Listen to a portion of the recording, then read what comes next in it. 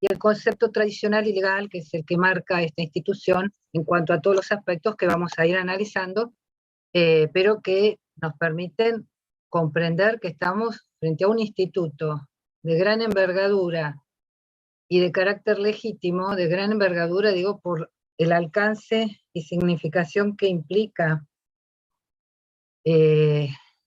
la afectación al derecho de propiedad a través de una expropiación, y cómo está consagrada constitucionalmente, cuáles son sus fines y cuáles los presupuestos de validez constitucional, que básicamente, después de haber analizado el artículo 17 en toda su extensión, volviendo a la expropiación, recordamos que esos condicionamientos de validez constitucional están dados por la causa de utilidad pública, la ley que califica esa causa de utilidad pública y la previa indemnización.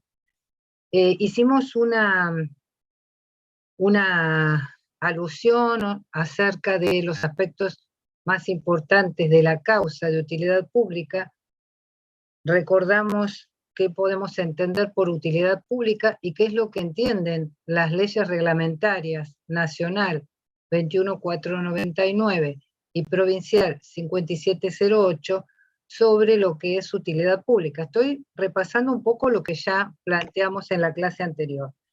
Y también dijimos que la expresión misma de utilidad pública es una expresión más amplia que otras utilizadas para la expropiación, como por ejemplo las que contenía las constituciones antecedentes de la Constitución Nacional nuestra, la de 1819 y 1826, entre otros puntos que mencionamos. También dijimos cómo debía interpretarse esa expresión utilidad pública y cómo parecen interpretarlos las normas legales a las cuales aludimos, mencionando las previsiones, artículo 1 de la ley nacional, artículo 1 y 3 de la ley provincial. Y no obstante esa expresión amplia que conlleva la utilidad pública, dijimos y recordamos que es muy importante que esa utilidad esté efectivamente configurada, y que para ello es importante que se encuentre documentada la causa de utilidad pública en el procedimiento que precede a la declaración de esa utilidad y a la efectiva concreción de la expropiación. Mencionamos, por otro lado, el límite al que está sujeto esta utilidad pública en cuanto a su ponderación. Siempre va a ser el principio de razonabilidad, que es un principio básico del derecho y del derecho público en particular, es decir, funciona como un límite al ejercicio de las potestades públicas, que está consagrado entre las garantías implícitas en la Constitución en el artículo 28. Todo esto ya lo dijimos y lo apoyamos en distintos aspectos normativos como de doctrina de los autores. Entonces, ahora volvemos dentro de la causa de utilidad pública que estábamos considerando, a repasar un poco, con un poquito más de detenimiento, la posibilidad de cuestionamiento de esa causa de utilidad pública, y también vamos a pasar de la mano de esto a la consideración de el otro elemento que está, o el otro condicionante de validez constitucional que está íntimamente relacionado con la causa de utilidad pública, que es la ley declarativa. En cuanto a la causa de utilidad pública, a la posibilidad de su cuestionamiento, nosotros aludimos a, porque en realidad lo que nos interesa, si bien hay una regla general hoy en día que toda cuestión contenciosa o todo choque de derechos e intereses es judiciable, es decir, hay una regla de acceso y de tutela judicial muy amplia, que ha sido reforzada por la Constitución del 94 y por todos los tratados de derechos humanos y de derecho internacional que pasan a tener jerarquía constitucional. Pero, más allá de este principio general, nosotros queríamos aludir a cómo lo ha interpretado el máximo tribunal de nuestro país, que es un poco este cimero tribunal es el que da las pautas, los estándares bajo los cuales finalmente se van a desarrollar las distintas instituciones jurídicas. Por eso es importante recordar. Yo les mencioné que la doctrina de la Corte Suprema, en sus grandes lineamientos, no vamos a hacer un examen profundizado sobre esto, pero sí en sus grandes lineamientos ha pasado por distintas etapas y originariamente se ha, digamos, desarrollado como que la causa de utilidad pública era una cuestión no justiciable, que estaba vedada a la revisión por parte de los tribunales de justicia. Esa es una primera línea, la irrevisibilidad de la causa de utilidad pública en materia expropiatoria, por considerarse que es una competencia exclusiva y excluyente. La Constitución atribuye al Poder Legislativo. Entonces, cualquier revisión por parte de un juez implicaría, decía la Corte, una intromisión en un ámbito ponderativo que es exclusivo y excluyente de otro poder del Estado. Eso podría violar el principio de división de poderes.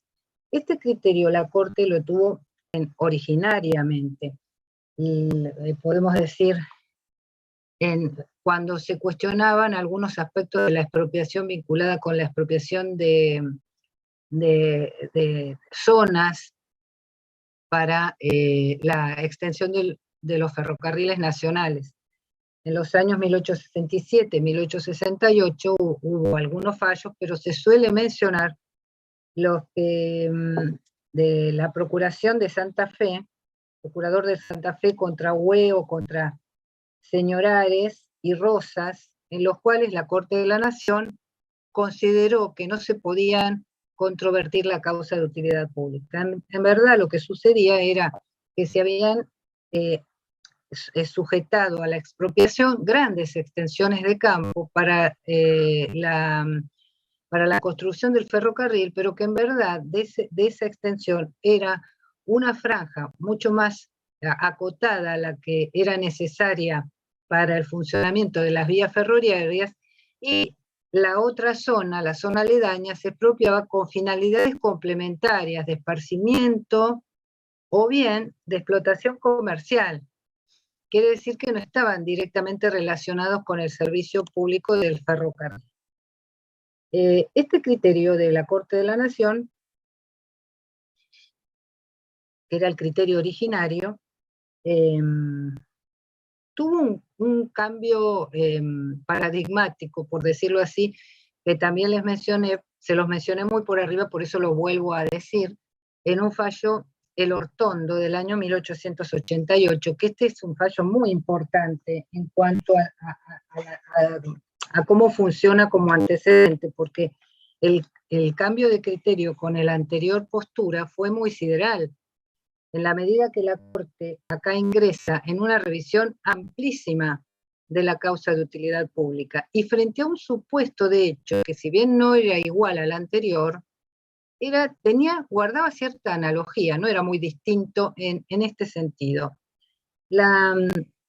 Acá se trataba también, como los anteriores, de un juicio de expropiación donde la parte expropiada oponía al progreso de la demanda el cuestionamiento de la causa de utilidad pública. Es decir, en este caso el Ortondo, que había sido demandada para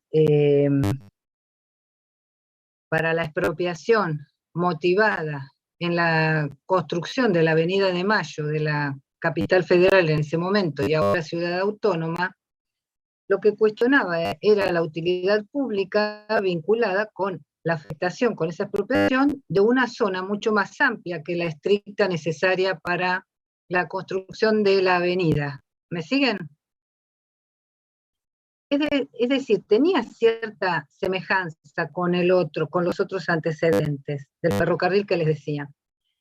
Y la señora del Ortondo decía que esa franja necesaria para la obra o para la utilidad pública declarada era mucho más restringida que toda la propiedad que se le quería expropiar. Y a su vez la mayor amplitud se fundaba en una situación similar, de tener un ingreso lucrativo, de procurar algún ingreso lucrativo para el fisco, es decir, de hacer una explotación más allá, aledaña a la zona de la calle de la Avenida de Mayo. Pero no estaba directamente relacionada con eso. Entonces, acá la Corte de la Nación, en un cambio sideral de postura, hace una revisión amplia, es decir, el estándar es completamente contrario al anterior, de que hay que revisar estrictamente, que los jueces tienen la potestad de revisar estrictamente si se condice o no con la utilidad pública declarada la expropiación que se propone realizar. La Corte declaró la inconstitucionalidad de esa expropiación porque no obedecía y hizo lugar al planteo del Ortondo, sentando un estándar muy amplio de control judicial de la causa de utilidad pública. Pero este estándar tan amplio, en realidad, quedó como un antecedente, que no se volvió a repetir. Durante, por lo menos, a lo mejor puede existir algún fallo, no digo que no haya ninguno, pero los lineamientos de la Corte fueron este del Ortondo, que en realidad en los casos subsiguientes que se empezaron a plantear en la Corte no encontró configurado un supuesto similar y empezó a delinear otro criterio que es el que podríamos decir que goza actualmente, que es el que se siguió aplicando y el que es, digamos, el principio general en esta materia emergente de la jurisprudencia de la Corte. Lo que empezó a desarrollar la Corte a partir más o menos del año 1940, es decir, el Ortondo quedó como un antecedente de estándar muy amplio y muy estricto, las dos cosas, quiere decir, amplio en cuanto a la amplitud con que los jueces pueden revisar y estricto en cuanto que hay un control estricto sobre la causa de utilidad pública declarada en la ley. Eso quedó como un antecedente. A partir del año 40, la Corte se empieza a ver en los fallos de la Corte que empieza a delinear un temperamento más delimitado de las potestades jurisdiccionales, que se puede definir como un estándar de deferencia, es decir, hay cierta deferencia hacia el Poder Legislativo, con tal que no sobrepase un límite que lo convierta en arbitrario. Es decir, una cosa es el control amplio que había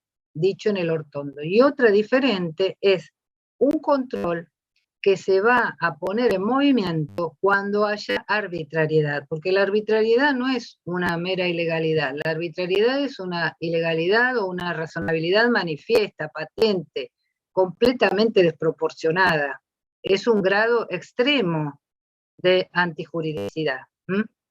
Entonces, para no pasar por sobre, digamos, la potestad exclusiva del Poder Legislativo, para decir que hay una causa de utilidad pública, la Corte va elaborando a partir del año 40 un estándar de control, pero de control restringido por parte de los jueces. Tiene que haber arbitrariedad, tiene que visualizarse una arbitrariedad.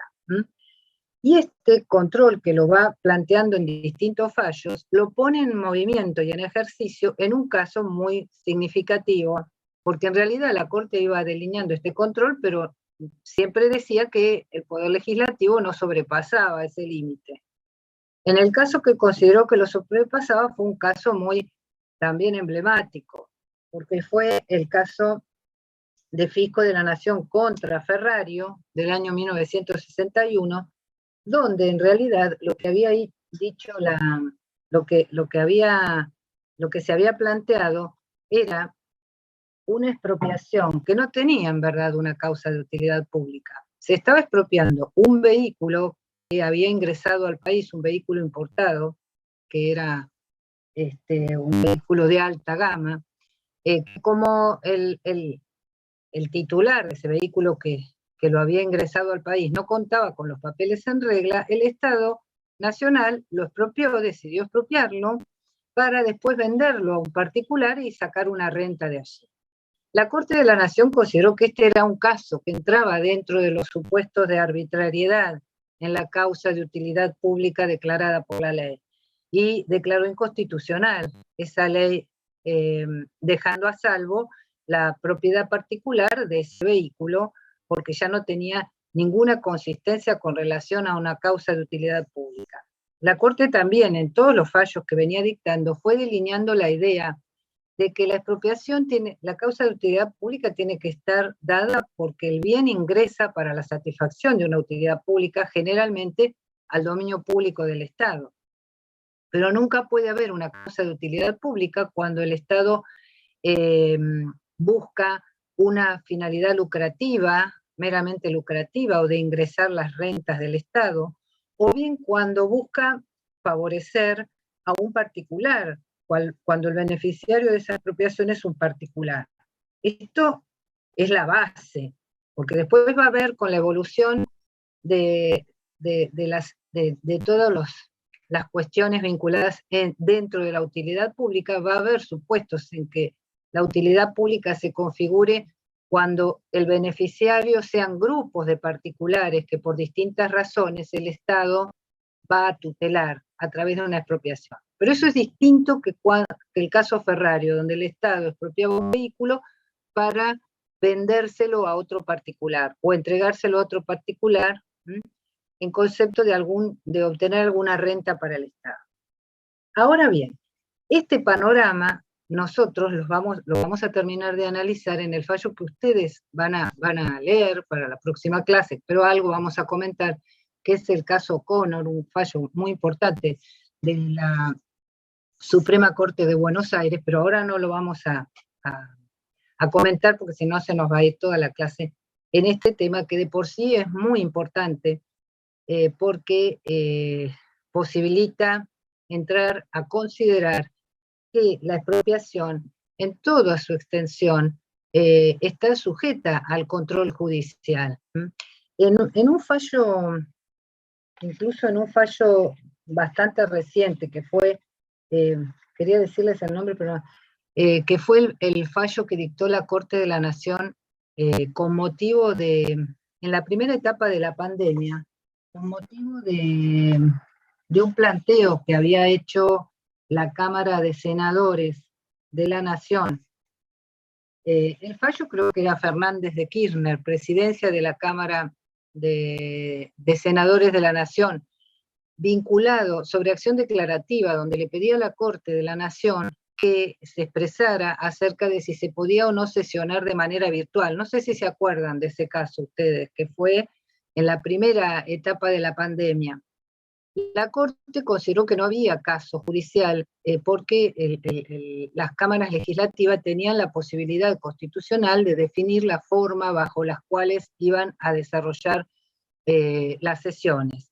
Pero para llegar a esa conclusión hizo todo un raconto y un análisis de las cuestiones no justiciables, porque en realidad lo primero que dijo es que era una cuestión justiciable esta, pero que no había una causa, no había un caso configurado.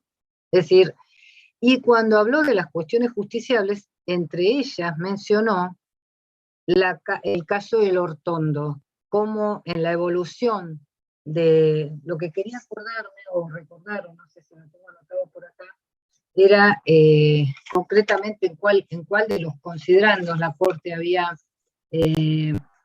aludido a este tema de las causas no justiciables y de la doctrina, de las cuestiones políticas no justiciables, desde Cuyen versus Llerena en adelante, y mencionó el caso del Hortondo como un avance en esa doctrina evolutiva de las cuestiones políticas o las cuestiones no justiciables en general, cuestiones políticas o cuestiones no justiciables. Después, si lo tengo por acá anotado, lo busco y se lo menciono. Entonces, este tema de la justiciabilidad de la causa de utilidad pública también nos remite a saber cómo se puede plantear este tema, cómo se hace para ir a la justicia y someter a la revisión judicial este tema frente a una expropiación declarada. Supongamos que lo hace el expropiado, que es quien no está de acuerdo o está en desacuerdo con la causal que se está invocando.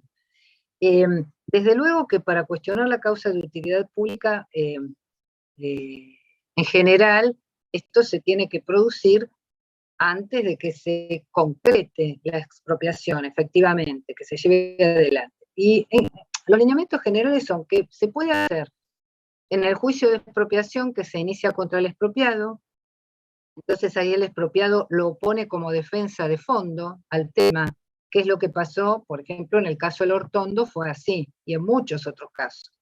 Pero también lo puede hacer antes que del juicio de expropiación, a través de una acción autónoma. En la provincia de Buenos Aires es lo que pasó en ese caso O'Connor, que es una acción declarativa de inconstitucionalidad preventiva. O sea, antes se dicta la ley declarativa de utilidad pública y antes que se empiecen todos los trámites vinculados con concretar la expropiación, el afectado interpone una demanda autónoma y preventiva para cuestionar esa utilidad pública. En el orden nacional también se podría hacer, aunque no hay una acción de inconstitucionalidad, pero se podría hacer a través de una acción meramente declarativa de certeza. Estas serían las dos grandes vías. No digo que sea lo único, puede haber alguna otra mecanismo jurisdiccional, pero los más importantes pasan por allí. Les decía que, por un lado, lo de la causa de utilidad pública nos ponía en la necesidad de saber si había una defensa del expropiado para controvertir la causa y vemos que la hay. Mencionamos básicamente cuál fue esta línea evolutiva. Por otro lado, les comentaba también que la causa de utilidad pública nos coloca frente al segundo requisito de validez constitucional o presupuesto básico de la expropiación, que es la ley que califica la utilidad pública. Es decir, la Constitución dice que tiene que ser, esa utilidad, la causa de utilidad pública debe ser calificada por ley. Entonces, esto nos pone frente a varios interrogantes.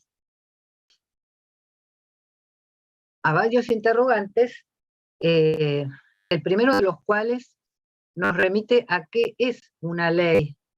Si es una ley en sentido formal, lo que menciona la Constitución, o si puede ser una ley que no haya sido, o sea, una otra norma que sea equiparable a la ley, aunque no emane del Poder Legislativo.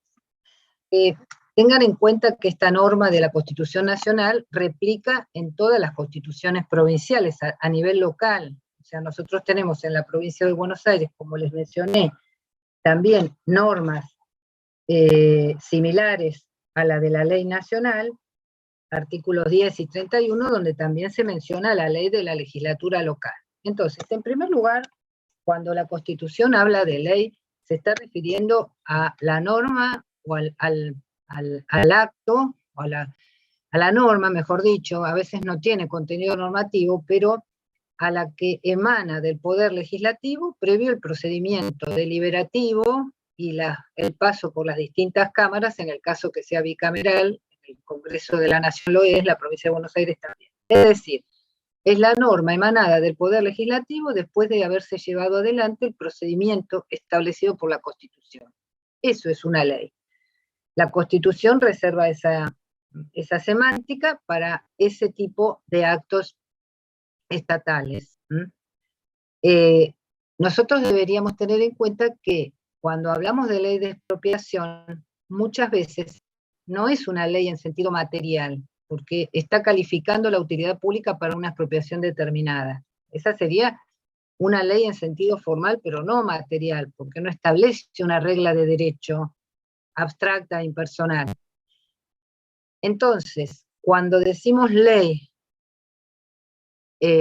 como presupuesto de validez constitucional, nos estamos refiriendo a la ley formal emanada del Congreso o de las legislaturas provinciales después de haberse seguido el procedimiento constitutivo de ese acto estatal.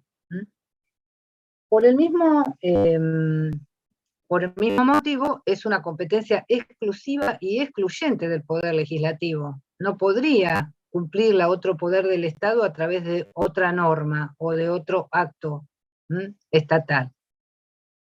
Pero esto nos pone en la necesidad, o por lo menos en el dilema, que es algo que está discutido, de si, dado que la Constitución Nacional, de alguna manera, a través de la reforma del 94, ha incorporado a los decretos de necesidad y urgencia, como también a los decretos delegados, en sus artículos 99, tercer apartado, y artículo 76, si podría presentarse el supuesto de una ley declarativa de utilidad pública que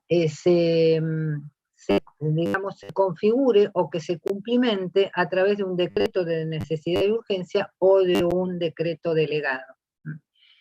Esto es discutido un poco en la doctrina, no hay una opinión unánime, pero la tendencia más, digamos, destacable en este sentido se inclina por desestimar esta posibilidad, a pesar de que la expropiación no ha sido mencionada, por ejemplo, como una de las materias que no sean susceptibles de encauzarse por decretos de necesidad de urgencia, porque hay unas materias que están prohibidas para los DNU, ustedes ya saben, por ejemplo, la materia penal, la materia tributaria, bueno, la expropiación no está mencionada ahí, pero la doctrina interpreta que si el artículo 17 habla de ley, no es posible cumplir ese presupuesto con un decreto de necesidad y urgencia, como los mencionados en el artículo 99. Y por la misma razón, tampoco podría presentarse la posibilidad de que se declare la utilidad pública en ejercicio de una facultad delegada por parte del Poder Ejecutivo, a través de una ley de emergencia, por ejemplo. Pero bueno, son interpretaciones que se hacen de un contexto constitucional que no lo dice con toda claridad. A mí me parece que entre una opción y otra me inclinaría más por pensar que la ley tiene que ser una ley emanada del Poder Legislativo.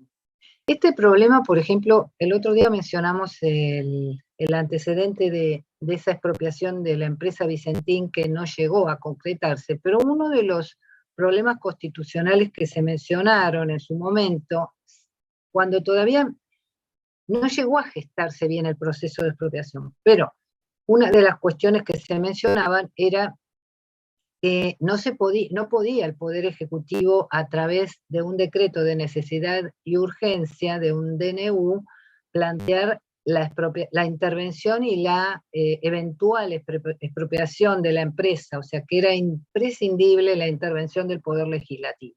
Eso ya campeaba ahí, pero como eso no prosperó, después finalmente no hubo un conflicto real sobre esa cuestión, sino que se insinuó una suerte de planteo.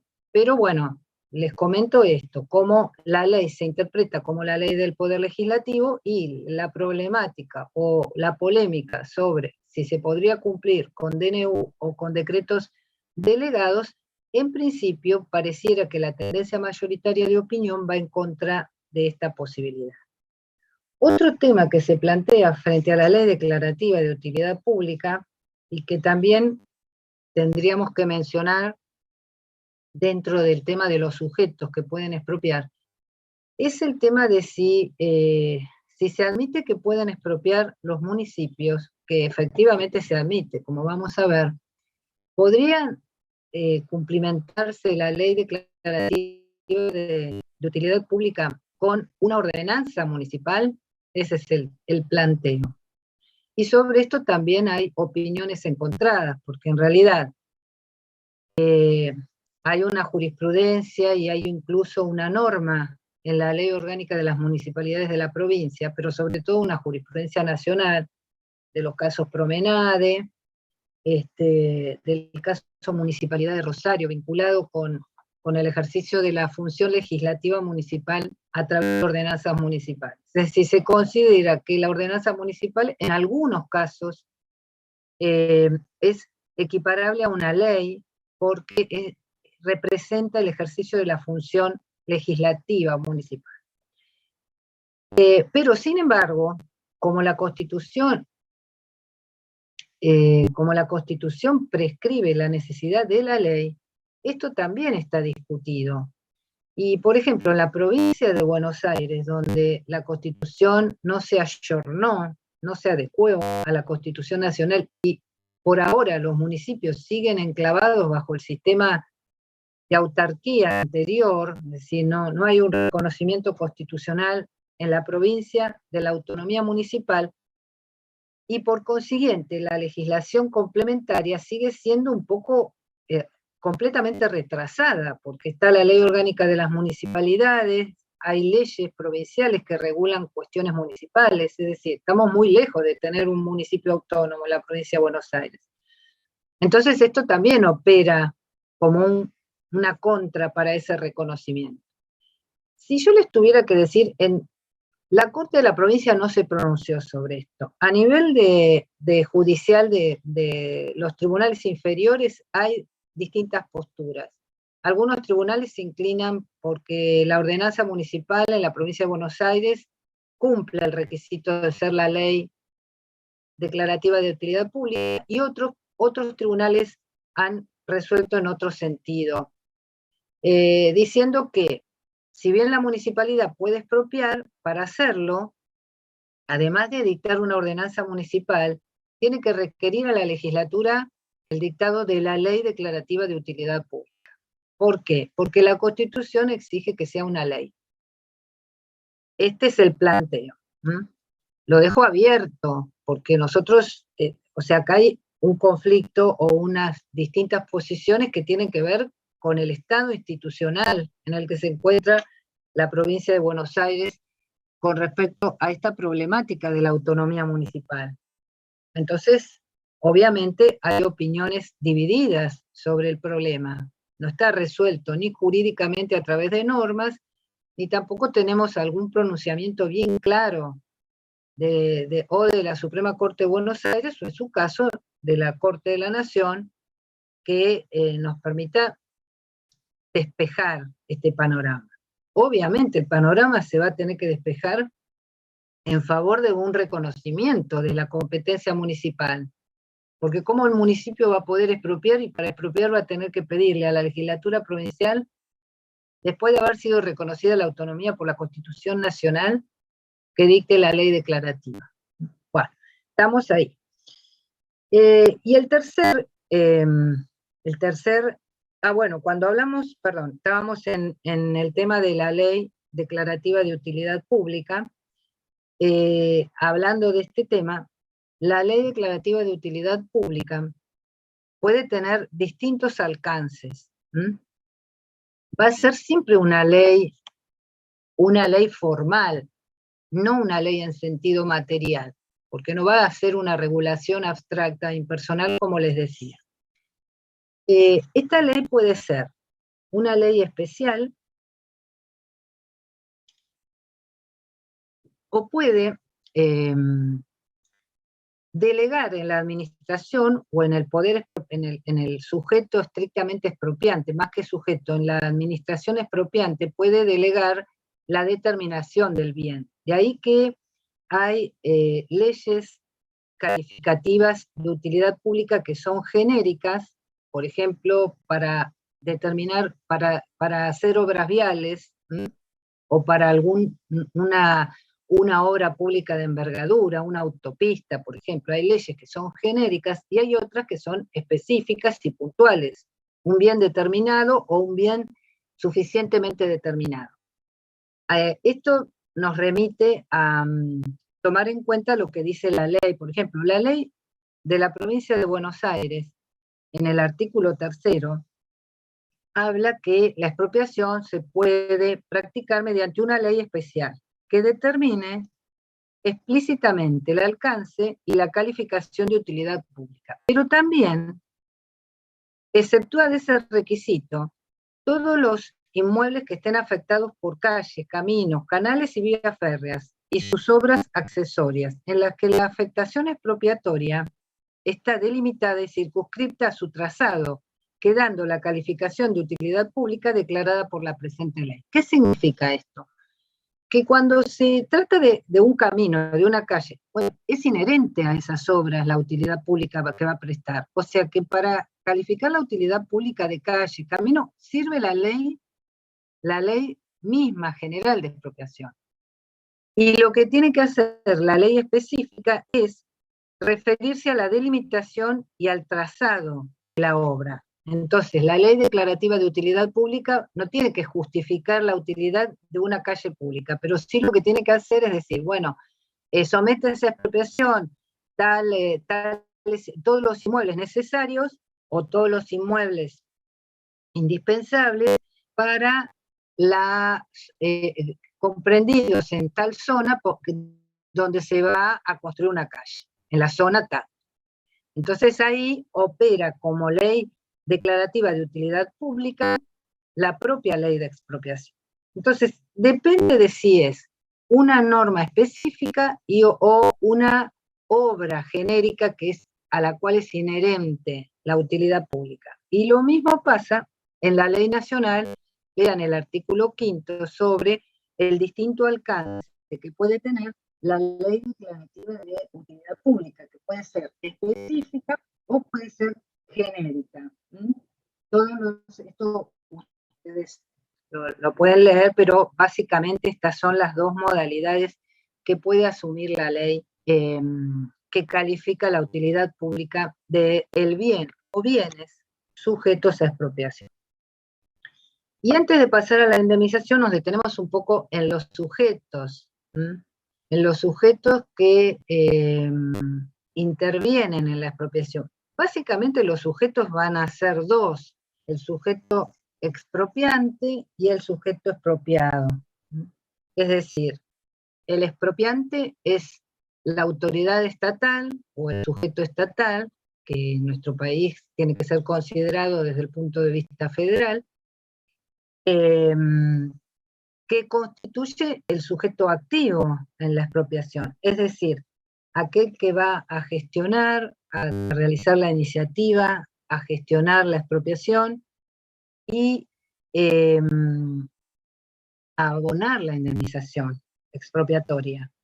Ese va a ser el sujeto expropiante. Y el sujeto expropiado es el titular del bien o de los bienes sujetos a expropiación, que por lo general se va a tratar de bienes registrables, pero bueno, puede ser, o sea, en esos casos será el titular registral, o bueno, puede suceder eventualmente que no sean bienes registrables, por lo general sí lo van a hacer. Ahora bien, la expropiación también nos hace considerar, además de estos dos sujetos que ahora vamos a mencionar rápidamente, la situación del beneficiario de la expropiación, que lo mencionamos como sujeto que en realidad a veces no es un sujeto indiferenciado, sino que es una colectividad el beneficiario de la expropiación, pero a veces podría suceder que exista un beneficiario susceptible de ser diferenciado del resto de la colectividad. Entonces, por eso se habla del beneficiario de la expropiación cuando se analiza el aspecto subjetivo, ¿no? Los sujetos que intervienen en la expropiación. Y por otro lado, si bien no está dentro de la relación jurídica expropiante-expropiado, pueden existir terceros que tengan algún interés vinculado con la expropiación.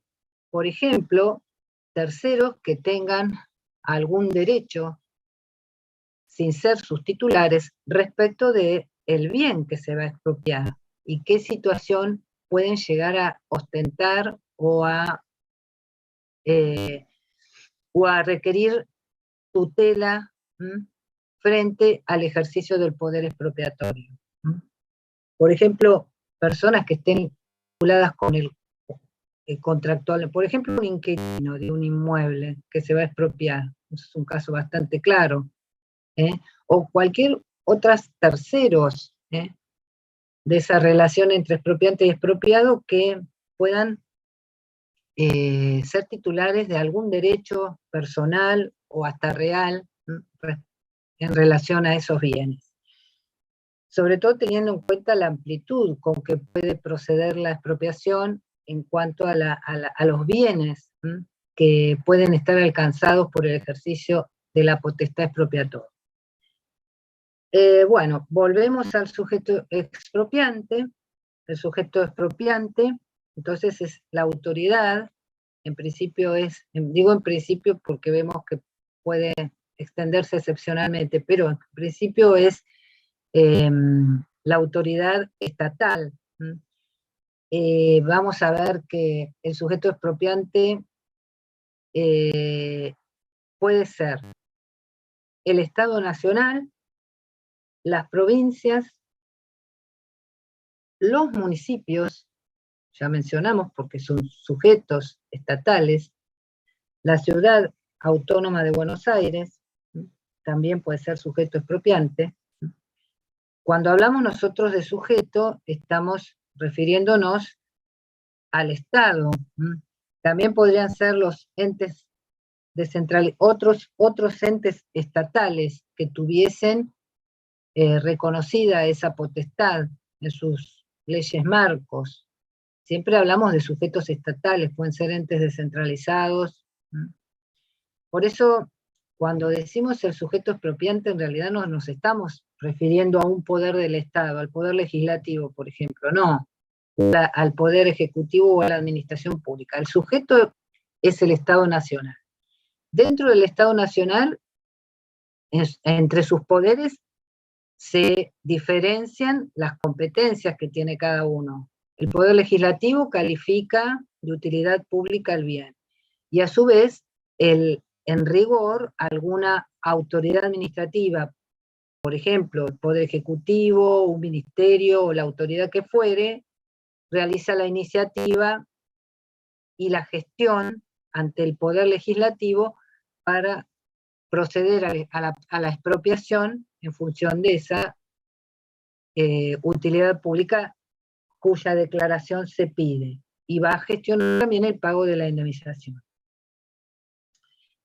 Nosotros, por ejemplo, en la ley nacional, en su artículo 2, se especifica, vamos a ponerlo como ejemplo, podrá actuar como expropiante el Estado Nacional.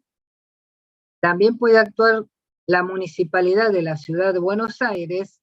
Esto lo mencionaba la ley 21499 desde su origen, en que en realidad la municipalidad era una entidad que estaba sometida al Poder Legislativo Nacional, pero bueno, ahora tiene sus propias leyes, porque tiene su autonomía. Después menciona las entidades autárquicas nacionales, que también son sujetos públicos y estatales, y las empresas del Estado Nacional, en tanto estén expresamente facultadas para ello por sus respectivas leyes orgánicas y leyes especiales. El Estado Nacional no tiene que estar facultado por ninguna ley especial, pero en el caso de los entes autárquicos estatales, sí, es necesario que esté. Ahora, ¿qué pasa con los particulares? Los particulares pueden también tener el ejercicio de una potestad expropiatoria, que serían en realidad los concesionarios, el único caso.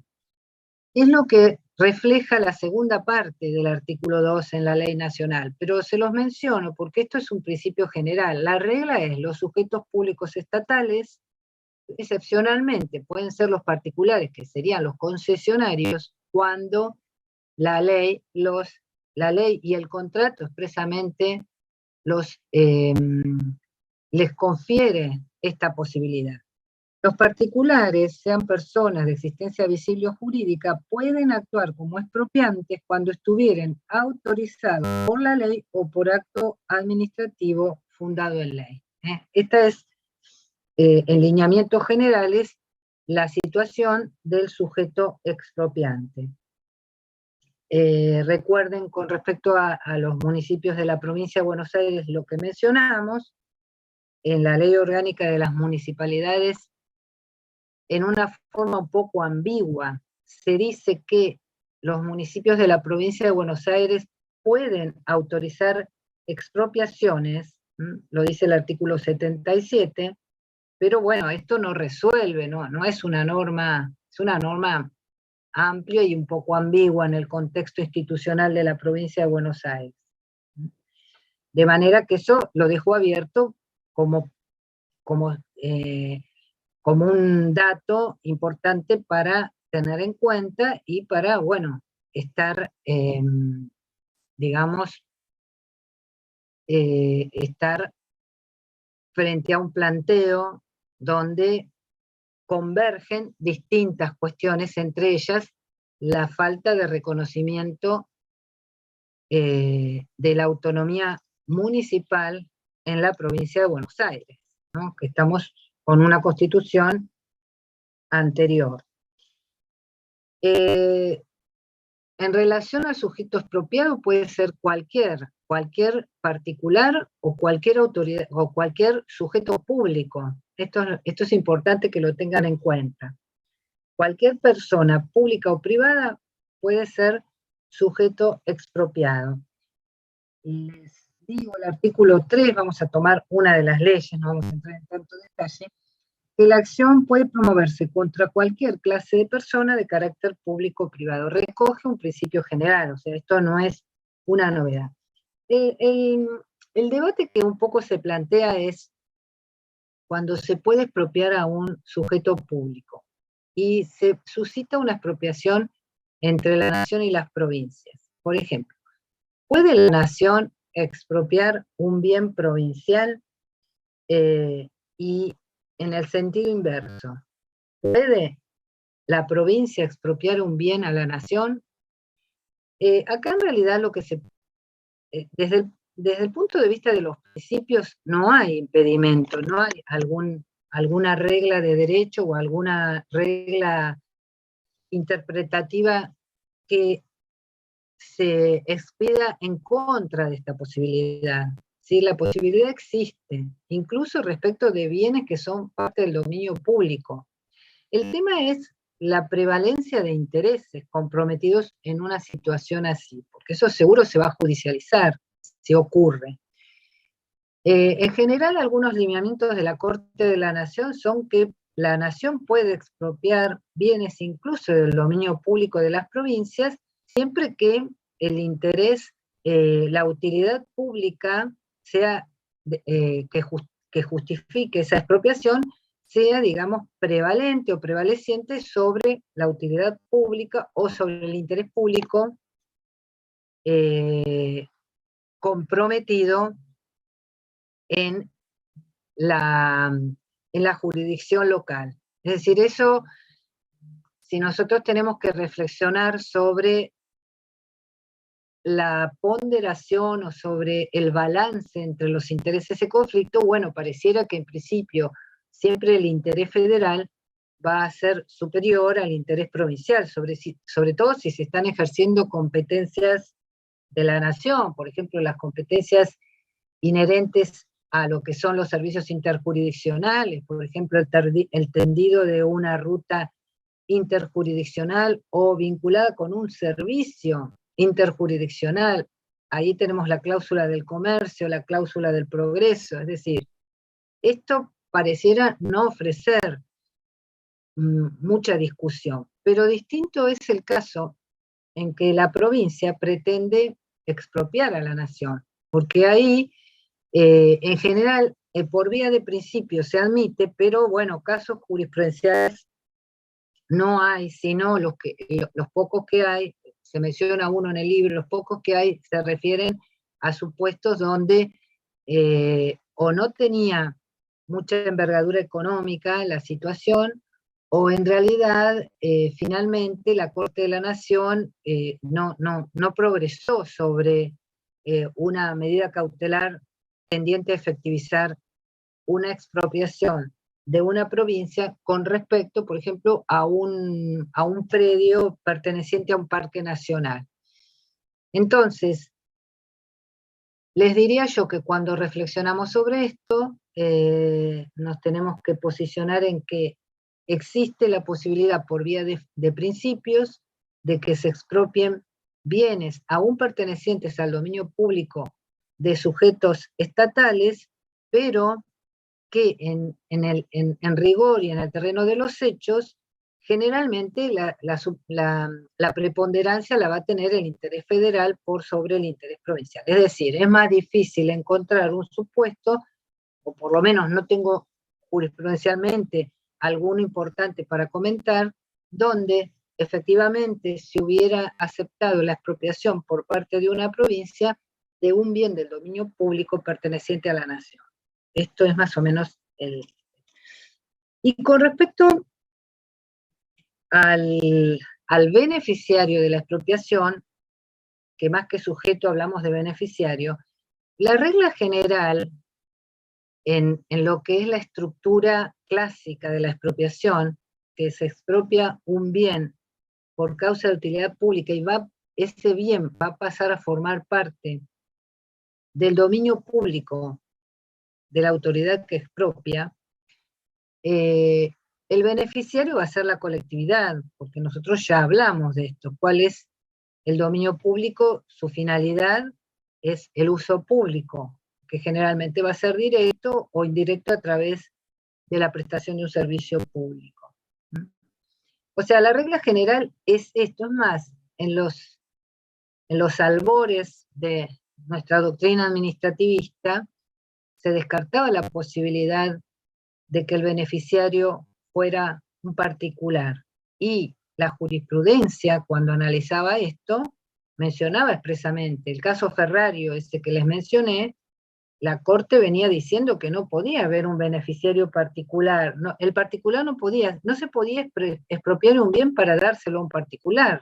Siempre su cometido era vinculado con la satisfacción del interés general y para ponerlo a disposición de la colectividad. Pero bueno, como las instituciones evolucionan, en este caso la evolución ha ido por un sendero donde la utilidad pública también puede estar asociada no a la satisfacción de un uso por la colectividad, es decir, de la dominicalidad de un bien, sino que también puede haber utilidad pública comprometida en la satisfacción de intereses sectoriales, por ejemplo, de grupos de trabajadores o de personas sin recursos, es decir, donde hay una finalidad de fomento habitacional, de preservación de las fuentes de trabajo, entre otras. Los casos más comunes vinculados con expropiación... Sí. ¿Estos son los casos de las cooperativas de trabajo? Que por ahí cuando quieren...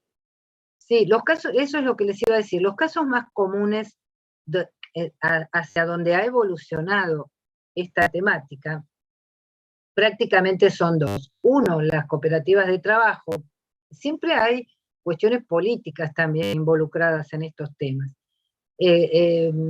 donde los empleados, por ejemplo, toman una fábrica, entonces exigen la formación de una cooperativa para hacerse cargo de una fábrica en extinción o que ha entrado en la quiebra por distintas circunstancias. Entonces, frente a ese panorama, el Estado dicta una ley declarativa de utilidad pública para expropiar esa empresa y poner como beneficiarios a los trabajadores. Es decir, que los trabajadores sean los titulares de la empresa a través de una cooperativa y que se salven las fuentes de trabajo.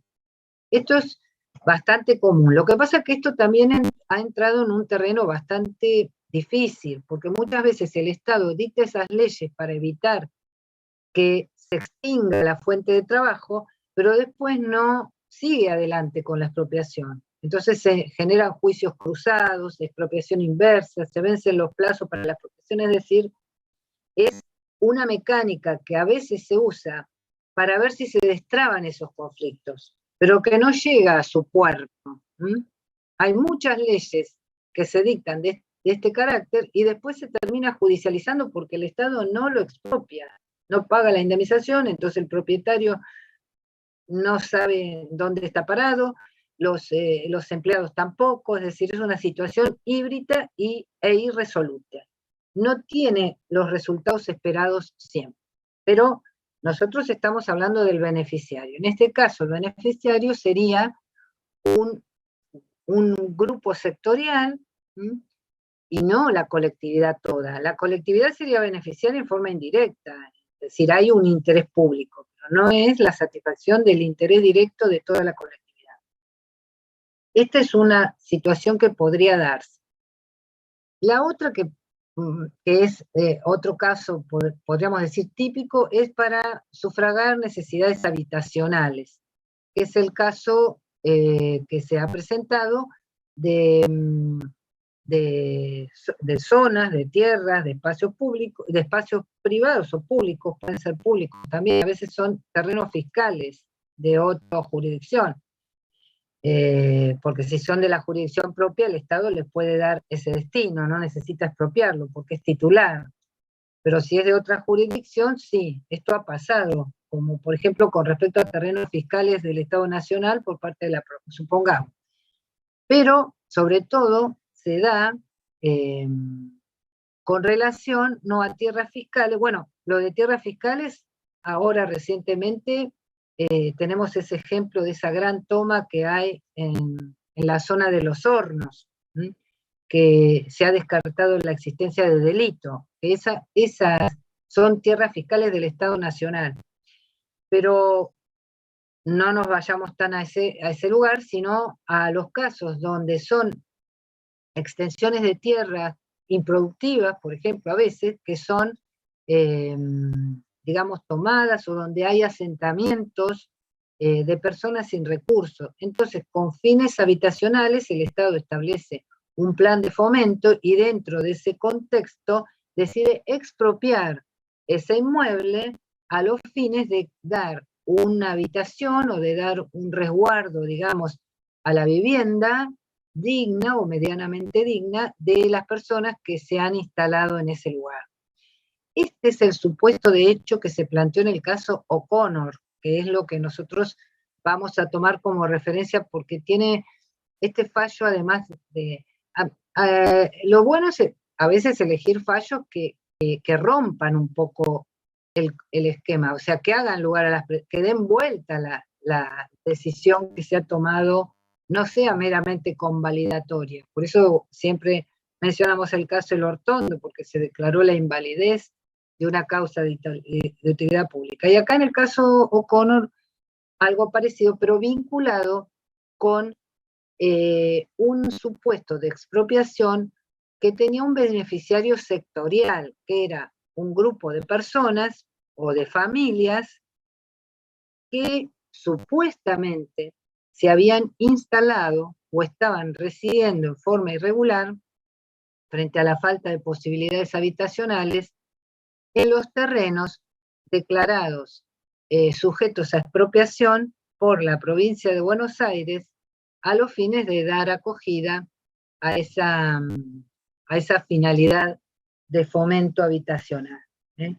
Entonces, los sujetos privados, en definitiva, pueden ser beneficiarios de la expropiación en los casos de emergencia habitacional o para mantener sus fuentes de trabajo o recuperar su fuente de trabajo. Lo que no puede, es decir, esto no cambia lo que venía diciendo la doctrina y la jurisprudencia antes, sino que lo flexibiliza. No cambia que la expropiación no puede tener por finalidad la satisfacción de un interés individual, sectorial individual, que no sea de trascendencia pública. Entonces, yo les doy algunos ejemplos, no todos, pero lo que quiero transmitirles son los principios reflexivamente, que ustedes los comprendan y lo interpreten.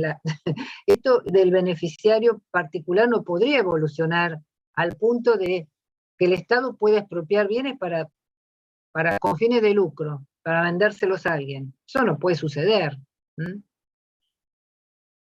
Y bueno, antes de ir a la indemnización, que es el otro presupuesto constitucional, vamos a mencionar algo acerca del objeto de la expropiación. ¿Cuáles son los bienes que pueden formar parte de la potestad expropiatoria.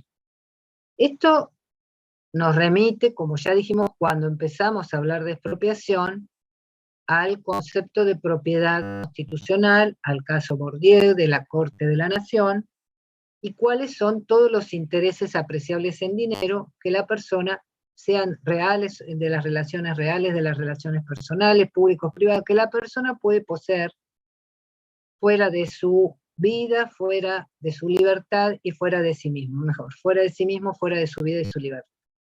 Entonces acá la línea divisoria es lo extrapatrimonial y lo patrimonial. Por lo tanto, el objeto de la expropiación, que está dentro de la concepción de propiedad constitucional, es muy amplio. Pueden ser toda clase de bienes. El patrimonio está integrado por distintos bienes, pueden ser bienes materiales, bienes inmateriales, pueden ser derechos personales, derechos reales.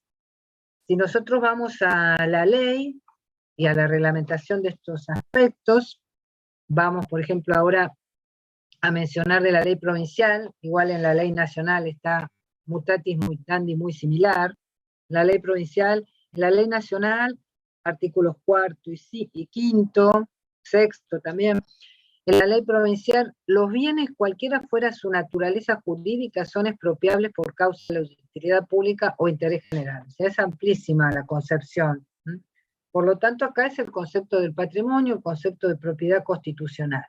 Todo bien que integra el patrimonio es susceptible del ejercicio de la potestad expropiatoria.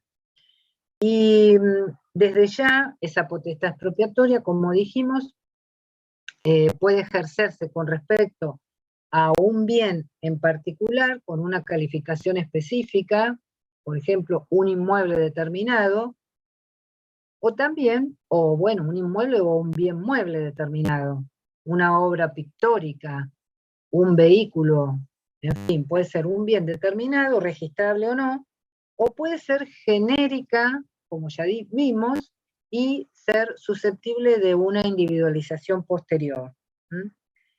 Por otro lado, también recuerden que los bienes que entran dentro de la calificación de utilidad pública pueden ser aquellos, según reglamentan nuestras leyes, en especial la ley provincial, también la ley nacional, tanto los bienes que sean necesarios para esa satisfacción, como también aquellos que sean convenientes, es decir, en esa expresión de convenientes entra una ponderación más flexible en torno al ejercicio de la potestad expropiatoria. Que, recuerden, se revisa hasta donde ingresa en el límite de la arbitrariedad. Es decir, se revisa para dejarla sin efecto o censurarla, tiene que trasvasar el límite de la arbitrariedad, es decir, de una grosera calificación del ejercicio de la potestad o de la utilidad pública. Dijimos que entonces pueden ser bienes necesarios o convenientes para esa satisfacción. A su vez, la expropiación puede alcanzar en forma parcial a un bien. Puede tener un objeto que implique la parcialización del bien, lo cual pone en movimiento el análisis del remanente de ese bien, si ese remanente es, digamos, un remanente que puede tener utilidad de acuerdo a las leyes vigentes. Por ejemplo, supongamos que es un inmueble y se expropia una parte de un inmueble de una zona, y el remanente que queda de acuerdo a la reglamentación urbanística no tiene aptitud ni productiva ni constructiva, o sea, por su extensión no sirve, o por su localización no sirve para construir ni para hacer ninguna explotación. Bueno, en ese caso, ese remanente puede generar el derecho de los expropiados a pedir que también sea expropiado en función de esa inutilidad para cualquier uso o destino.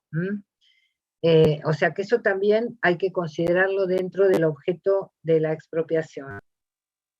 Cuando nosotros hablamos de los bienes, que son Y en cuanto a si se le puede seguir dando el mismo uso que tiene, también sería lo que quedaría en el remanente, no, eso no es una opción, eso tiene que tener, ¿no? no, si el remanente tiene aptitud de uso o de explotación según las normas vigentes, no hay mérito para exigirle al Estado que también lo expropie. No, Hay porque mérito yo para... conozco el caso acá, porque vivo en Pergamino, que se quiere Sí, construir la presa y se ha expropiado campos para construir la presa y algunos de los titulares de esos campos lo han judicializado justamente porque al quedar el remanente al lado de la presa, nadie, en caso de querer venderlos, nadie lo querría comprar o no sería lo mismo porque serían lugares inundables en bueno, hay donde que era ver, posible. en cada caso hay que analizarlo, porque a veces tiene una pérdida de su integralidad económica que también podría justificar, en función de esa misma disminución, digamos, la expropiación inversa. Hay que hacer todo un estudio de la situación. Lo que Claro, sí que ahí, no es algo optativo, sino que se judicializa cuando hay mérito para decir, no, lo que me queda de esta expropiación no me sirve para nada porque ha perdido completamente su valor, no tiene poder de reventa, no es útil para hacer una explotación, en fin. Todo esto está determinado a través de distintas normas, a través de principios generales, pero siempre, bueno, lo que van a mandar es el caso. Por ejemplo, en la ley nacional, si se tratara de una expropiación parcial de un inmueble y la parte que quedase sin expropiar fuera inadecuada para el uso o explotación racional, el expropiado podrá exigir la expropiación de la totalidad.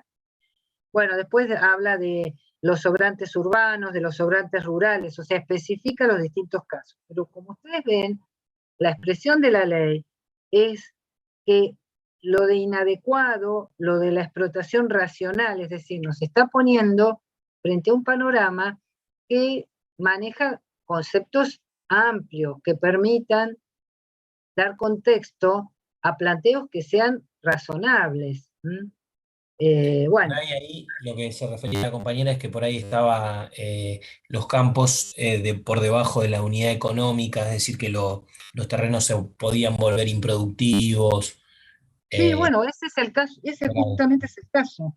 En el caso de los inmuebles rurales, si el terreno se vuelve improductivo, obviamente que eso da margen para que un juez pueda efectivamente eh, hacer lugar a la expropiación completa, es decir, en este caso sería una expropiación inversa lo que se podría plantear, exigiendo que se expropie la totalidad del inmueble, no solamente esa porción.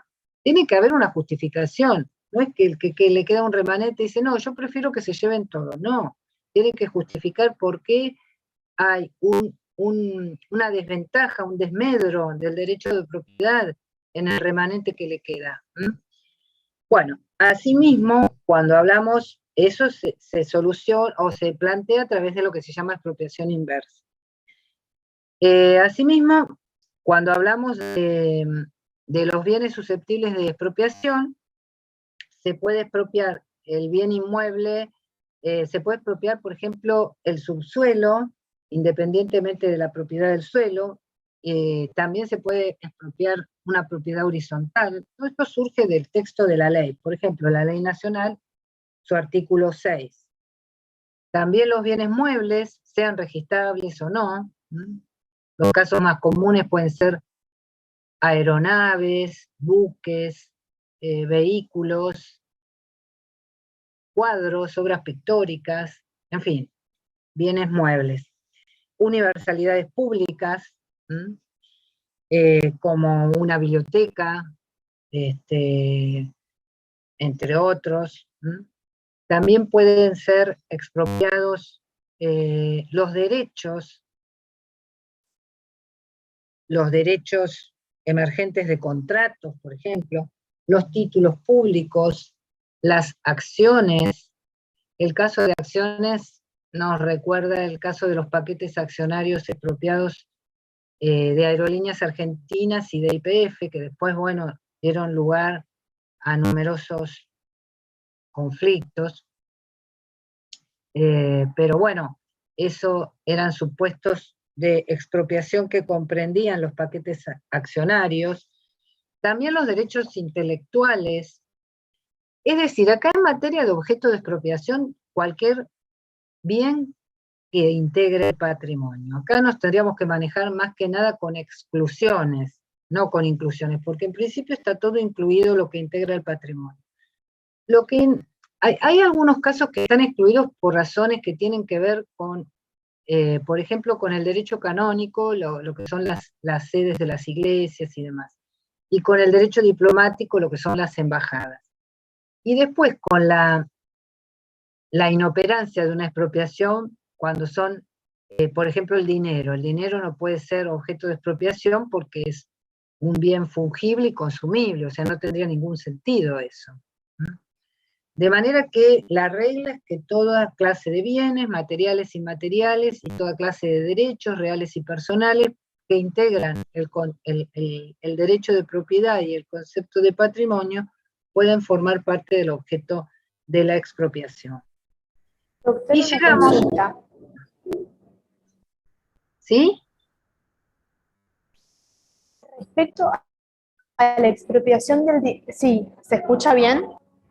Sí. Bien, respecto a la expropiación del dinero, ¿puede ser que está discutido debido a la indemnización, que es el dinero justamente? Y por eso No, se habla no es de la por eso. inutilidad. No, no es por eso, es porque no tiene sentido expropiar el dinero. No tiene, ¿cuál puede ser la utilidad pública de expropiar dinero? ¿Cuál puede ser? Claro, había leído también que se refería al tema de la indemnización, que también era en dinero, entonces era Sí, devolverle por lo mismo que se supuesto. había expropiado. Eso también tiene su peso, pero lo que el Estado en realidad siempre es solvente, por decirlo así. Es decir, el Estado tiene un mecanismo cuya solvencia tiene distintos instrumentos para sostener, más allá de que son cuestiones de economía que nos superan un poco desde esta perspectiva. Pero no tendría ningún sentido una expropiación, Marinho lo dice claramente en su libro, que no tiene ningún sentido la expropiación de bienes fungibles y consumibles, porque ¿cuál es la utilidad pública que está comprometida en esa expropiación? Además de que si la indemnización pero la indemnización es otro de los presupuestos y hasta excepcionalmente podría no ser satisfecha en dinero. Así que podría ser que por excepción y de aceptarlo el expropiado no sea satisfecha en dinero. Pero bueno, en todo caso es un argumento adicional, no el único. El primero y principal es que no tiene sentido porque no tiene sentido expropiar el dinero, que es un bien consumible y fungible y que el Estado tiene disponibilidad, del cual el Estado tiene disponibilidad, no necesita expropiar para tener dinero. Bueno, y llegamos a la indemnización. La verdad que veo que hoy tampoco nos van a quedar algunas cositas para la próxima clase, pero llegamos a la indemnización, que es, por supuesto, uno de los presupuestos constitucionales más importantes, porque la expropiación es una carga que el expropiado tiene al cual no se puede negar. Lo que puede hacer es discutir si hay una causa de utilidad pública, pero no puede negarse a la expropiación. No es una carga que dependa de su conformidad o no. Más allá de que puede cuestionar esa causa. Pero si no la cuestiona, o si la cuestiona y no tiene éxito, igualmente se tiene que sujetar a la potestad expropiatoria. Entonces, lo único que Entonces, puede cuestionar es el pago, ¿no? El monto del pago. Después no puede cuestionar No, nada. estuvimos hablando media hora de todas las posibilidades que tiene para cuestionar la causa de utilidad pública. Sí, la puede cuestionar la causa, pero si la causa no la cuestiona, o si cuestionándola no resulta satisfecha su pretensión, es decir, se le rechaza el cuestionamiento, la carga de la expropiación la tiene que afrontar, no puede oponerse a ser expropiado. Y sí, desde ya, puede estar en desacuerdo con el monto indemnizatorio que se le ofrece. La indemnización es justamente el presupuesto constitucional que hace que la pérdida de ese bien esté garantizada por el reemplazo a través de otro bien, que es el monto de la indemnización. Esta indemnización, según la Constitución, debe ser previa. Cuando la Constitución menciona que debe ser previa, después vamos a ver que según todos los parámetros constitucionales y legales, está haciendo referencia a un momento determinado de todo el procedimiento que implica la expropiación, que es la desposesión. Cuando la Constitución dice previa, según la inteligencia que se le da a este requisito temporal, además la indemnización tiene unos cuantos requisitos que cumplir, pero además tiene uno temporal, que es lo de previa. Esa previa, según la interpretación legal y jurisprudencial, es previo a la desposesión. Pero esto no quiere decir que no quiere decir que siempre se cumpla adecuadamente la entrada de un bien y la salida del otro, porque por lo general, al momento de la desposesión, lo que se ha abonado es una parte de la indemnización, no toda. Generalmente, cuando hay desposesión, se llegó a abonar, si hay un juicio de por medio, una estimación de la indemnización. La indemnización decisiva, definitiva, en el caso del juicio de expropiación, es la que está determinada en la sentencia. Y eso, por lo general, sucede mucho tiempo después de haberse suscitado la desposesión. Es decir, de que el sujeto expropiante ha entrado en la posesión del bien. Entonces, por lo general, eso de previa se cumple parcialmente, ya lo vamos mencionando. Otro requisito importante de la indemnización es que tiene que ser justa. Este requisito de justa lo establecía antes el Código Civil, en su artículo 2511. Incluso decía de qué forma tenía que estar integrada esta indemnización por todos los daños directos, pero mencionaba que tenía que ser justa la indemnización. Y la misma premisa está establecida en el artículo 21 de la Convención Americana de Derechos Humanos, que, repetimos, forma parte de la Constitución, tiene la misma jerarquía, forma parte del derecho interno, con esa reserva que ya mencionamos. Pero esa reserva no es a que la indemnización sea justa. Recuerden, esa reserva es a que lo que se decida por los tribunales de nuestro país no va a quedar sujeto a una revisión por el Tribunal Internacional en relación a la indemnización expropiatoria.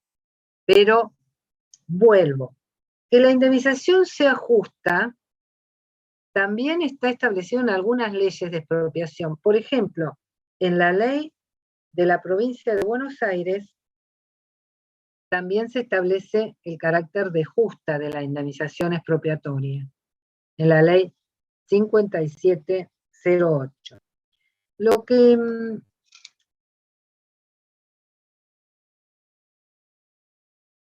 en el artículo 8, que habla de justo valor.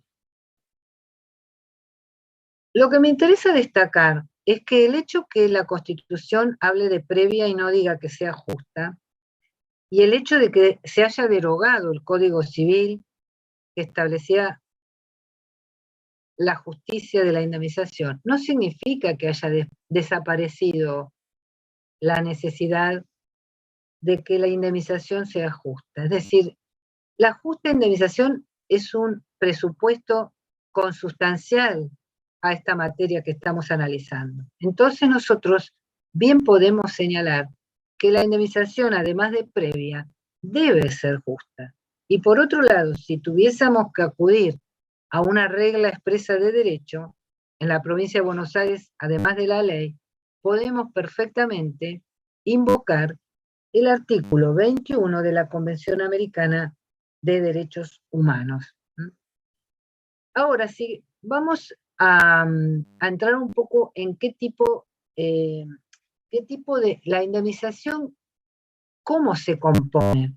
No en cuanto a los rubros, que eso lo vamos a mencionar, sino para que interpretar ustedes, y yo también con ustedes, ¿qué significa la indemnización expropiatoria? Porque la Corte de la Nación muchas veces ha dicho que la indemnización en materia de expropiación es un valor que sustituye a otro. Entonces, en el momento, nosotros nos ubicamos en el momento de la desposesión, que es cuando se pierde ese valor. Entonces, hay un valor que sale del patrimonio, que es el valor del objeto expropiado, y un valor que entra en el patrimonio que debe permitir que el patrimonio se mantenga igual, ¿sí? Por supuesto que eso después llevado a la práctica es muy complicado y tiene muchas aristas, porque la expropiación no se resuelve de un día para el otro, ni tampoco se resuelve de un día para el otro cuál es el monto de la indemnización. Por eso manejamos algunos estándares. Pero sí, la indemnización es una deuda de valor. Esto surge bien de toda la doctrina y de la jurisprudencia. Y tiene un carácter público. Recuerden lo que dijimos al principio del desarrollo de la expropiación, cuando señalamos que no obstante que el Código Civil decía que era un supuesto de compraventa forzosa, en realidad no es una compraventa y en realidad la indemnización no es un precio, sino que la indemnización es el restablecimiento de un valor tras el ejercicio legítimo de una potestad estatal. Por lo tanto, pertenece al derecho público y su naturaleza es también de derecho público y regida por el derecho público. No es el precio de una compraventa. Para irnos adentrando a los componentes de esta indemnización, que es, como dijimos, una deuda de valor, está conformada, según surge de las leyes que recogen los parámetros doctrinarios y jurisprudenciales, por el valor objetivo del bien, o justo valor de la cosa, como dice la ley de la provincia, artículos 10 de la ley nacional y 8 de la ley provincial. ¿Qué quiere decir valor objetivo del bien o justo valor de la cosa? Esto apunta al valor de ese bien, al valor del mercado, es decir, porque como les decíamos, es una deuda de valor. El valor que sale tiene que ser, la indemnización tiene que representar un valor que ingresa y que mantenga el patrimonio igual después en reemplazo del valor que sale. Por eso se habla del valor de plaza, del valor de mercado. ¿Qué se refiere? ¿Al valor fiscal o al valor de mercado? No, al valor fiscal no, porque el valor fiscal no representa el valor del mercado. Un inmueble tiene un valor fiscal, aún después de la recomposición actual, muy inferior al valor real. El valor real, por ejemplo, en la ley provincial hay una serie de parámetros en el artículo 12 que si ustedes lo leen se dan cuenta cómo se trata de conseguir el valor real de la cosa. Por ejemplo, cuando se trata de inmuebles, léanlo este artículo, porque cuando se trata de inmuebles, dice, el precio que se abonó en la última transferencia del dominio, la evaluación afiscada para el pago de la contribución directa, es un elemento, no el único. Las diligencias del último avalúo por la Dirección de Catastro, las ofertas del expropiante y expropiado, el valor de las propiedades linderas similares en cuanto a situación, superficie, precios, los valores registrados en bancos oficiales, los valores registrados en subastas judiciales y particulares, el valor de productividad, es decir, hay una serie de parámetros que además se les obliga a los peritos que lo tomen en cuenta para llegar al valor objetivo del bien, al valor de plaza del bien.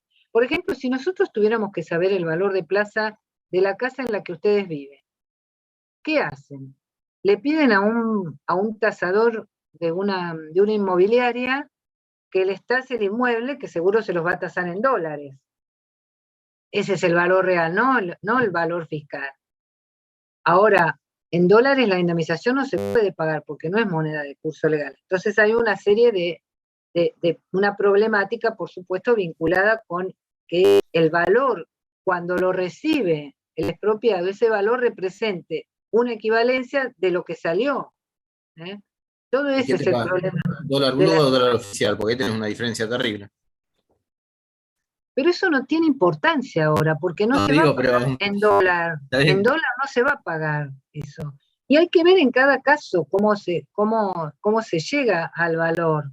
Porque los peritos lo que hacen es transformar el valor que puede tener si se cotiza en dólares. Muchas veces las pericias se hacen en dólares y en el momento que se hace la pericia, el mismo perito determina digamos, el cambio, cuál es el cambio al peso, y lo hace, no lo hace al dólar oficial, lo hace al dólar, digamos, del mercado, podríamos decir. Eso hay que ver en cada pericia, no voy a entrar en ese detalle. El tema es que el valor tiene que ser el valor de plaza y al contado. Todos estos son estándares que se manejan y después, bueno, los jueces tienen que ir resolviendo de acuerdo a esos estándares. Y por eso esa determinación es tan importante y hay que tomarla en cuenta al momento de la disposición, pero esperen, porque no muchas veces eso representa ese valor de plaza y al contado. ¿Cómo el valor del monto de tasación va a determinar? Hay un organismo que yo ya les mencioné, que es el Tribunal Nacional de Tasaciones, que entre otros cometidos que tiene, le corresponde el de determinar la indemnización en las expropiaciones. Y está formado por 5 miembros. Todos tienen que ser titulados como ingenieros, arquitectos o títulos afines. Pero en el caso de la expropiación se integra en el juicio expropiatorio con 2 miembros más, que son uno el representante de los expropiantes y otro del expropiado. Este tribunal va, una vez que se inicia todo el trámite de la expropiación, se dictó la ley declarativa, es el que va a fijar el monto, antes de ir a juicio. Y si se va a juicio, primero fija el monto. Si el expropiado está de acuerdo con eso, se le da un 10% más, por haber estado de acuerdo en sede administrativa, según la ley nacional. Y si no están de acuerdo y hay que hacer el juicio expropiatorio, el Tribunal de Tasaciones vuelve a dictaminar, vuelve a expedirse sobre el monto de la indemnización. El juez no puede prescindir de esta intervención, pero ya lo que vaya a decir el Tribunal de Tasaciones en el juicio no es vinculante para el juez. El juez puede traer otras pruebas y completar el monto de la indemnización, determinarlo a través de otras pruebas.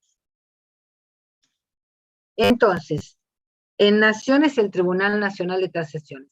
La provincia, en cambio, si antes de llegar al juicio, el monto de la indemnización se va a determinar en sede administrativa, porque generalmente a partir de un procedimiento que se lleva adelante por Fiscalía de Estado, se convoca a distintas oficinas técnicas que van a ir determinando el valor de la indemnización. para determinar ese valor, los parámetros muy importantes son estos del artículo 12, que también los tiene que tener en cuenta la autoridad administrativa antes de ir a juicio, porque incluso si va a juicio tiene que ir con un monto, tiene que ofrecer un monto en el juicio expropiatorio. Es decir, lo que se busca es el valor real del bien al momento de la exposición. El valor también se llama valor venal, digamos que es una deuda de valor, el valor real o valor venal. Y dentro de esta indemnización que contiene, digamos, los daños directos, va a estar integrada, hay dos grandes capítulos de un monto indemnizatorio, que es el daño emergente o los daños directos y las ventajas que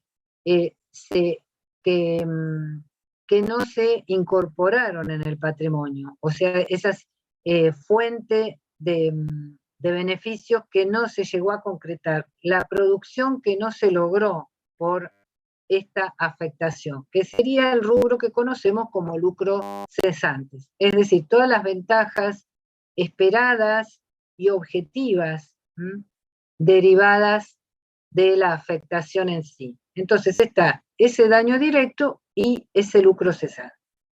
La ley de expropiación y tradicionalmente toda la doctrina y también la jurisprudencia en decisiones sobre la validez constitucional de estas normas establecen que lo que integra la indemnización expropiatoria como justo valor y como valor de este resarcimiento es todo el daño directo y que está excluido el lucro cesante. Si bien del derecho internacional viene también el requisito incluso de la Convención Americana de que la indemnización tiene que ser integral, lo que se ha entendido es que una indemnización integral puede ser integral con lucro cesante y puede ser integral sin lucro cesante. Es decir, lo de integral a veces se ha interpretado como justa indemnización, no como plena indemnización. Yo les digo todo esto porque son algunas cosas que salen, es decir, nosotros no podríamos decir que la indemnización expropiatoria en rigor no sea integral si es justa. Podríamos decirlo, pero bueno. Es cierto, les voy a dar la razón, si piensan que tradicionalmente cuando se habla de indemnización integral se está uno refiriendo a todos los daños que comporta un hecho determinado, sean daños emergentes o sean lucros cesantes. Pero bueno, lo que yo les quiero significar es que para salvar la validez de que una indemnización expropiatoria cumpla con el, digamos, el parámetro internacional de lo integral, se menciona que a veces puede ser, la indemnización puede ser integral, aunque no incluya el rubro lucro cesante. Los dejo así abiertos. Son reflexiones compartidas con alumnos de quinto año. Entonces, de los daños directos y emergentes que sí forman parte de la indemnización, sin duda, ¿cuáles serían? Bueno, por ejemplo, las mejoras necesarias. Las que no son necesarias, no se van a indemnizar. Por ejemplo, todos los daños, en el artículo 10 de la Ley Nacional, ¿no? Los daños de mudanza, el personal despedido, gastos de escrituración, honorarios, y hubo una evolución con respecto al valor histórico y panorámico. En la ley provincial está integrado dentro de la indemnización, porque es un valor. En cambio, la ley nacional estaba prohibido, en la ley intermedia, en la ley 13.264 estaba prohibido, pero después se derogó esa prohibición. Entonces, la doctrina interpreta que también se integra, porque además ya la doctrina lo venía diciendo, que el valor histórico y panorámico son valores que tienen que estar, que son, conforman daños directos de la afectación a la propiedad. De manera que hay una especie de tasación en la indemnización expropiatoria, o de tasación, o puede decirse que es una indemnización hasta tarifada, en cuanto a los rubros que la pueden integrar. ¿Y cuáles son aquellas cuestiones que no se indemnizan? Además del gran capítulo que es el lucro cesante, que está expresamente, también en la ley se mencionan los valores afectivos, las ganancias hipotéticas, las mejoras no necesarias, es decir, son todas situaciones que quedan fuera, o todos rubros o ítems que quedan fuera de los capítulos indemnizables. El más importante es el lucro cesante, y a su respecto, la jurisprudencia ha entendido que es una exclusión que no resulta inconstitucional. Se ha expedido reiteradamente sobre la validez constitucional de esta exclusión del lucro cesante como indemnizable en materia de expropiación. Otro tema también que debemos tener en cuenta al hablar de la indemnización como presupuesto de validez constitucional es que, además de ser previa y justa con el alcance que establece la ley, esta indemnización se tiene que abonar en dinero efectivo. Por lo tanto, salvo que exista una conformidad del sujeto expropiado, no podría abonarse de con otros bienes o de otra forma, y especialmente no puede abonarse a través de títulos de la deuda o de bonos de consolidación. Es decir, toda la legislación de emergencia que ha establecido formas de pago sustitutivas del dinero en efectivo por razones de emergencia, no pueden ser aplicados al caso de la expropiación, porque estarían vulnerando el requisito constitucional.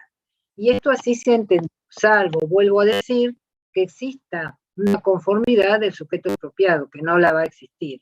Acá nos tenemos que atener a lo que dicen los artículos 12 de la Ley Nacional y 8 de la Ley Provincial en este punto.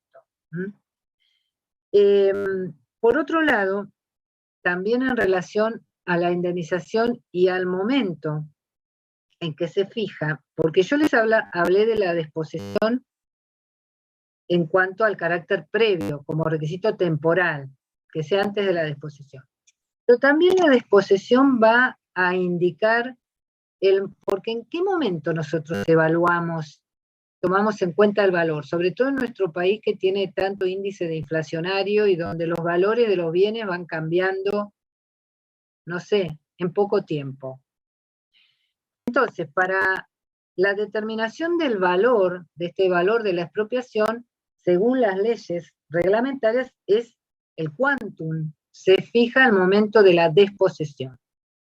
Artículos 20 de la Ley Nacional, 8, 12 y 35 de la Ley Provincial. Pero ¿qué pasa? Esto significa un desajuste, porque la disposición, hoy no lo vamos a ver, pero sí la próxima clase, porque ya estamos un poco cerrando esta clase, cuando veamos lo del juicio de expropiación, vamos a ver que la disposición se puede producir ni bien empieza el juicio, y el Estado, cuando se inicia el juicio, paga. Por ejemplo, en el caso de la provincia de Buenos Aires, el valor fiscal, si es un inmueble.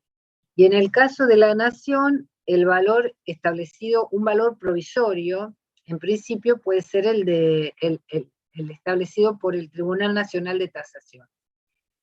Pero después hay que recorrer todo el juicio, de manera que si el quantum de la indemnización se fija al momento de la disposición, se puede producir un desfasaje muy importante. Entonces, este principio de que el quantum de la indemnización se determina al momento de la disposición ha sido morigerado y flexibilizado, por ejemplo, en la provincia de Buenos Aires, a partir de una jurisprudencia de la Suprema Corte de Buenos Aires, en donde en determinados supuestos ha admitido la determinación del quantum de la indemnización al momento de la última pericia o al momento de la sentencia.